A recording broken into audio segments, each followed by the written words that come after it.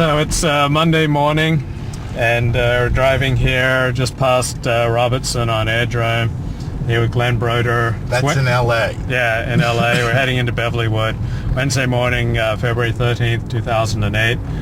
And Glenn, we've been talking about politics and political campaigns. And is there anything we can learn from the political campaigns that might benefit us as businessmen?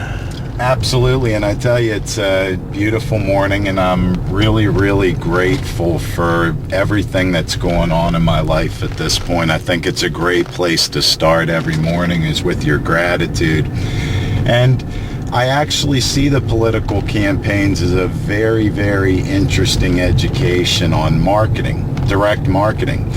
And you get this opportunity in this country every 2 years at a smaller level, but every 4 years, obviously, on a national level, of really getting to see the biggest professionals in the world do mass marketing.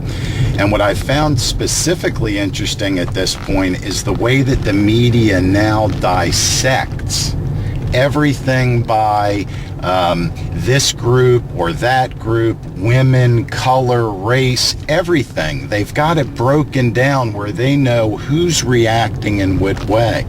And as related to my system, basically what that shows us is that you really can figure out extremely specific demographics, and then that is the place where we want to make step one, is picking out who can really react to our message. And the political campaigns show this on the grandest scale.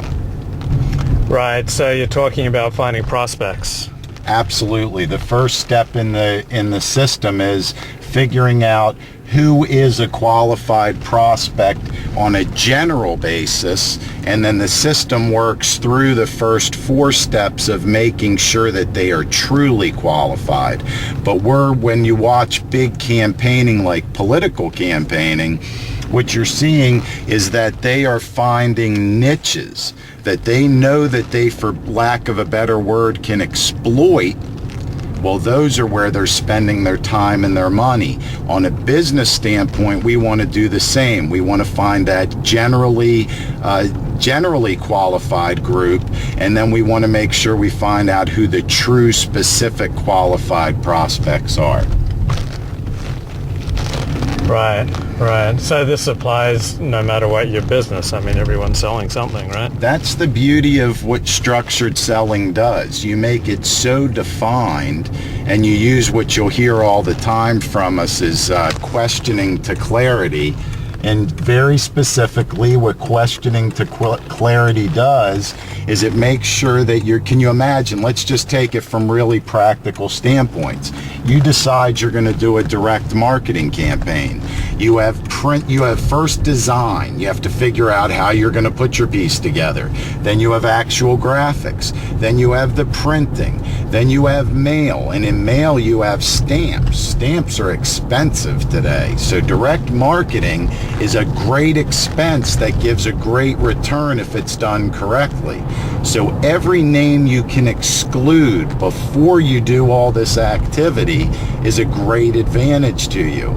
That's why, for example, Hillary Clinton is spending her dominant money at attracting the women vote. And that's why Barack Obama has figured out the youth vote. If he can get the youth out in the college campuses and he can create a buzz, he's going to get that group. John McCain is talking to seniors and people who are worried about our next attack.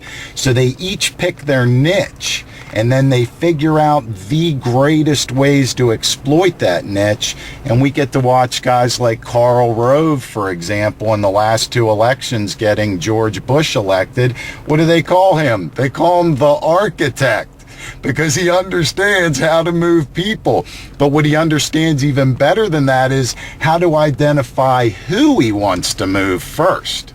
And then he's an expert at actually going and moving them.